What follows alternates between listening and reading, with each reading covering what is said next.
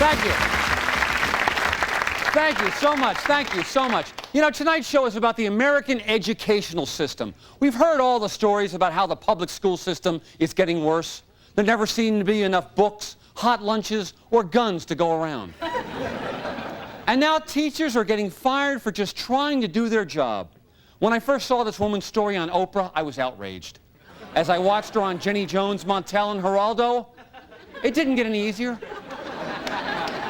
But when she showed up on Springer, my blood started to boil.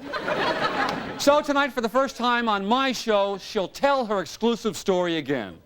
Please welcome Mia Concepcion. Give her a hand.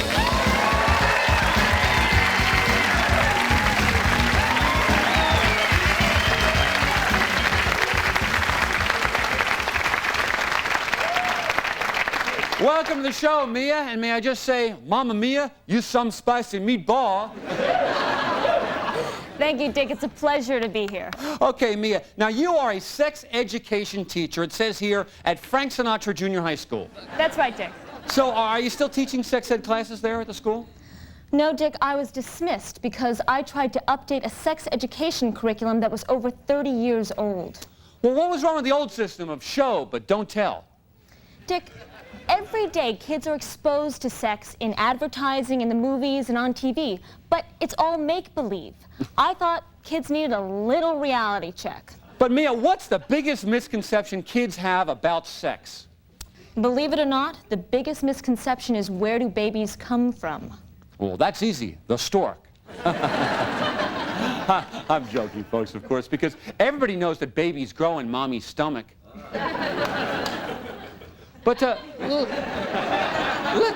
let's get back to your teaching. What was so controversial about your philosophy? Well, what Jocelyn Elders taught about masturbation wasn't enough. You're saying she was just covering the tip of it. You see, I was determined to teach kids about sex using very real terms. So instead of showing a lot of old black and white films about the birds and the bees, I came up with an MTV-style multimedia presentation called the ABCs of SEX. That's funny. When I think of SEX, the letters I usually say are E-I-E-I-O. So, Mia, what did you do that was so outrageous that they fired you? Well, Dick, I guess it was when I brought live nude models into the classroom. Okay. Now I'm beginning to get the picture. So let me ask the obvious question. Were these live nude models anatomically correct? They were humans, Dick, but I used them purely for demonstration purposes. You mean to point out various parts of the body and their functions? Yes, and to demonstrate intercourse. Live sex shows. And how much did you charge at the door? Dick, I took a purely clinical approach. I just wanted to be sure that all aspects of sex were covered. So they cover their aspects. Okay. And did this curriculum involve any hands-on training? Yes, the students were allowed to touch and feel as we went along. And after the two models were finished, we all had a big, open discussion and took a nap. So the kids got to see naked people having sex. Like, well, you know, what's the big deal? I mean, what person here, when they were a kid, didn't crawl under their house, drill a hole in the floorboards so they could see their sister get naked with a bunch of Marines? Okay, that would be nobody. Once again, Dick, that is my point. You see, we were all brought up to think of sex as this horrible taboo. But you must have known you were going to be fired for showing live sex acts. Yes, I knew, but since I started teaching my sex ed class, yeah, test scores have shot up by 200%. So the kids are really scoring. And there has been not one unwanted pregnancy involving any of my students. And if we can stop teen pregnancy in this country, think of all the good that it will do. You know, Mia, when you mention unwanted pregnancy, I notice a little quivering of your voice, a little chill in your firm body, a definite arousal of your chestal area. Unwanted pregnancy is a very, very serious subject to me, Dick. You see, I am the product of many foster homes. My mother was a naive teenager who got pregnant and gave me up for adoption. I never met her, but I can only imagine the torment that she had to go through. I'm sorry, I was thinking of something else. And now you are about to go on trial, is that right? Dick, I am not the issue here. The issue here is the revolutionizing of sexual education. The school board is so determined to win this case that they have hired the famous lawyer Virginia Schlafly to represent them. Ooh, and I understand the extremely conservative Miss Schlafly is not only pressing civil charges against you, she wants you brought up on criminal charges as well. That's right. But I am not afraid, Dick. But Mia, you're an attractive, firm little vixen. You could go to a women's prison, the home of big lesbians. Mia, they're going to use you for dental floss. Dick, I don't care. I am willing to take this thing all the way to the Supreme Court. Dick, it's going to be as big as the Scopes monkey trial. Oh, don't get me started. Putting that monkey on trial was so stupid. No, Dick, I'm referring to the trial in 1925 when Mr. Scopes was convicted for teaching Darwin's theory of evolution. Whatever. Well, we have a little surprise for you, Mia. In the interest of fairness, decorum, and to one-up those talk shows, those other talk shows, we're going to bring out attorney Virginia Schlafly right after this commercial. What? That dried-out old hag is here? Ooh. Now, I may even stay tuned. Stick around. Are you a black sheep who's on the lam? You can be a guest on Nightstand.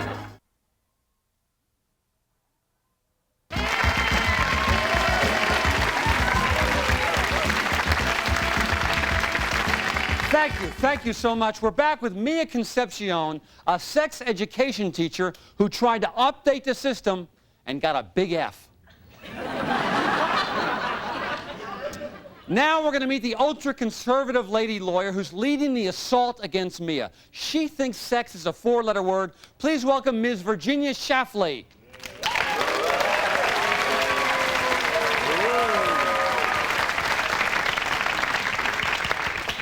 Welcome, Virginia. You know, every time I see you on television, it puzzles me. I mean, you're always out preaching morals and decency, and yet you're like a semi-babe. Dick, my physical appearance has nothing to do with representing a group of concerned parents who want this young woman to go to jail for what she's done to their children. So you want her locked up for teaching kids how not to get knocked up? Mr. Dietrich, this is a moral issue. And when it comes to getting the moral message out to the public, I work at it day and night. And when it comes to getting out my message that sex should be natural, normal, and open, I work at it just as hard. You know, it's funny. You two women are a lot alike. You're both single, highly skilled, dedicated professionals, and you're both capable of bringing a tingling sensation to my daddy region. So anyway, let's get back to the show. Virginia, when it comes to sex, what is your position? I assume that you are referring to the case. Now, I represent the opinion that sex does not belong anywhere in any school curriculum. And look where that thinking has got us. Dick, did you know that 1 out of every 10 students is carrying a sexually transmittable disease on a college campus today? But Mia, that's only the University of Miami. Dick, that is the average for every college in this country. And if your generation would learn to live in a moral manner, that would not happen. And if you had taught us about sex the way we should have been taught, maybe we wouldn't have these problems. Dick, this woman belongs behind bars. My God, she is teaching children the proper procedure for masturbation. But come on, I mean, don't we all masturbate? Show of hands. And then she has high schoolers witness two people, dare I say it? Go ahead, I dare you. Dick, they witnessed the act of fornication. When I get this young lady in court, she and all of her sex-crazed degenerates are going to be put to bed for a very long time. You frigid old has-been. What I preach is just the beginning. You are a dinosaur, Schlafly, and you know what happens to the dinosaurs. And you, like those of Sodom and Gomorrah, are going to have your day of reckoning. Young lady, you are a slut, and all you do is teach children. You have children. It is disgusting. Okay, calm down.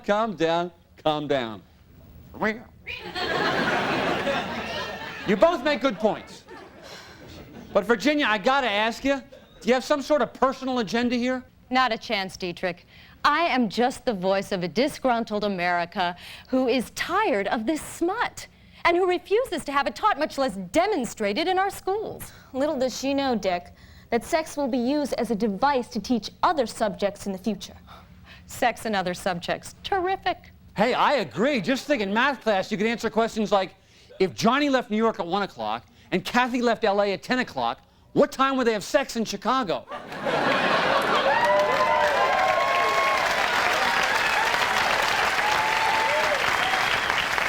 You are pathetic, Dick. After I put this girl in prison, I am going to make sure that this show gets canceled. This kind of smutty talk does not belong on television. But you know, Virginia, I have to say, when it comes to sex, I feel you're uptight. She is uptight about sex because she doesn't know anything about it.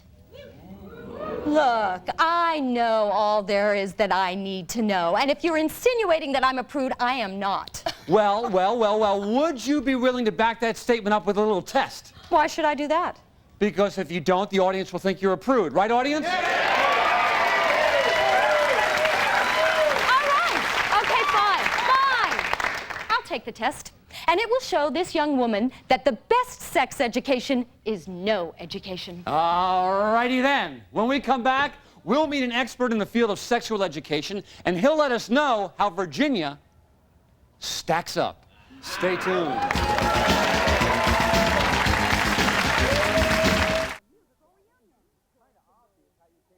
It's a musical reunion. It's kind of obvious how you came up with the name The Three Swallows. Of course, the bird. Oh, yeah, right, the bird, yeah. With a few surprises. Mr. Peter Noon! All this and more on the second half hour of Nightstand.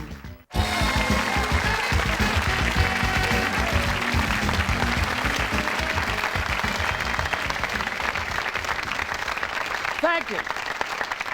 Thank you. Welcome back to Nightstand. As we're about to test our sexual awareness, usually I do this with a game I created called Name That Tool.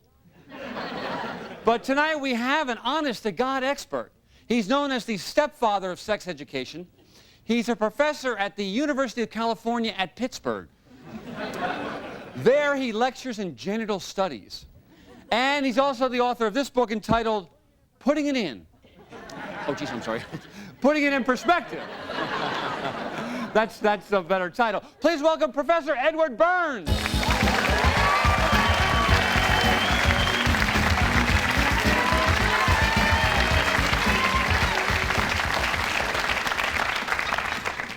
Professor Burns, welcome. Now, 25 years ago, they thought you were kooky for trying to reinvent sexual education. That's right, Dick. You know, but now my methods are considered quite tame and acceptable. Well, what is it you did with sexual education that got you in trouble? Well, before I came onto the scene, doctors weren't even allowed to use real names for body parts.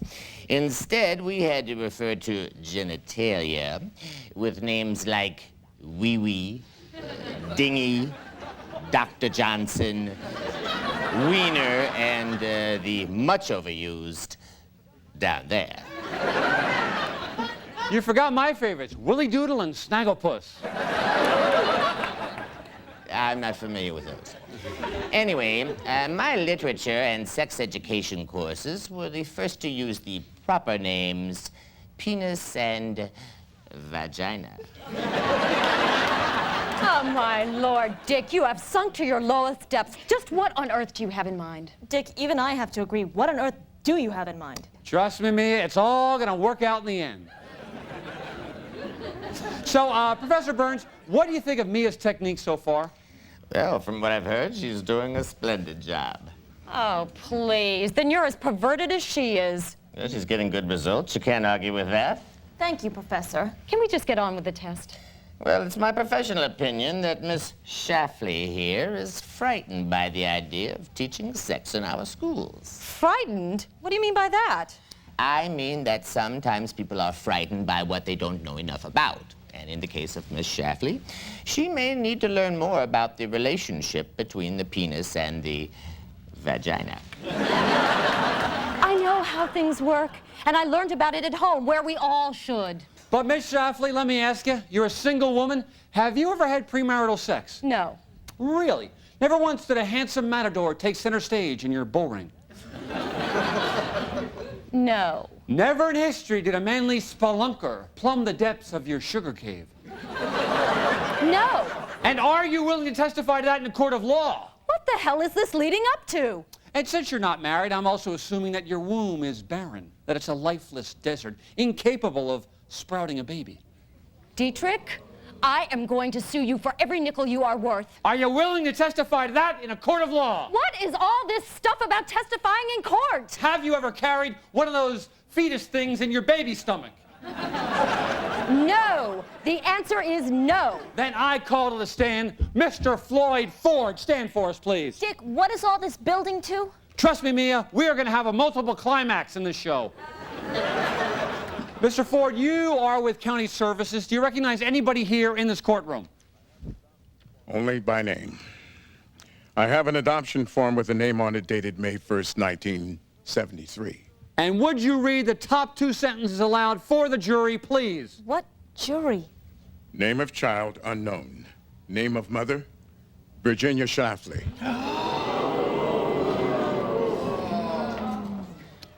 Anything else? Just that there was a mark on the baby. Thank you, Floyd. You may get off. I mean, you may sit down. I call back to the stand Ms. Virginia Schlafly.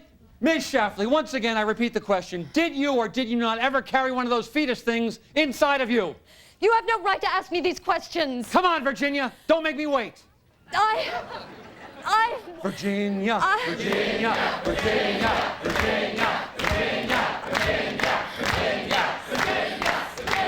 Virginia. All right, fine. Yes, I did have a baby, and I gave it up for adoption. But I was very young, and I didn't know any better. I've been trying to cover it up all my life. But don't you see, the reason that you didn't know anything about it was because nobody taught you about sex. Yes, nobody talked about the relationship between the penis and the vagina. I always thought if I just kept acting in a very righteous manner, it would just go away.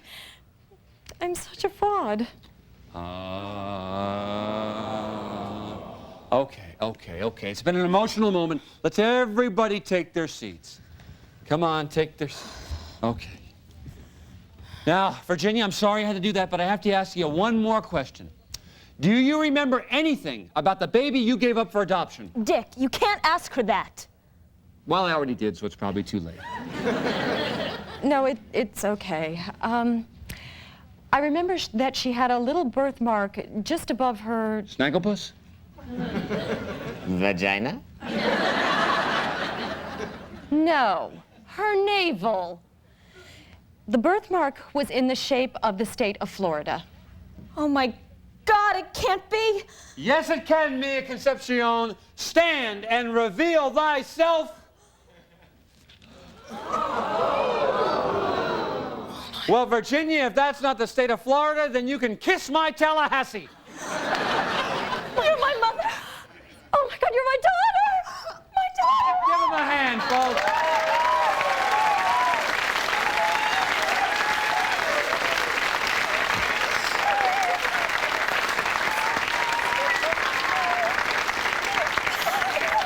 How about it, folks? As promised, a multiple climax. You know, usually when two women embrace like that in our show, it's because they're lesbians. But tonight we made a long-lost love connection. We'll be back with my wrap-up right after this.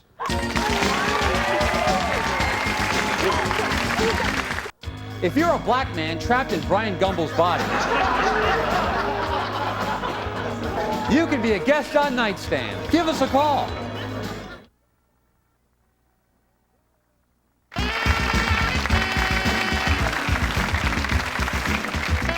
Well, what have we learned tonight? We learned that when it comes to sex education, sometimes you have to go deep. Deep into the darkest parts of your mind and body to get to the riches. Well, Virginia's got two sex ed teachers now. One is her own daughter, and the other is a world-renowned professor. Yes, I was just telling them about the vulva. Yeah, those Swedes make a heck of a car.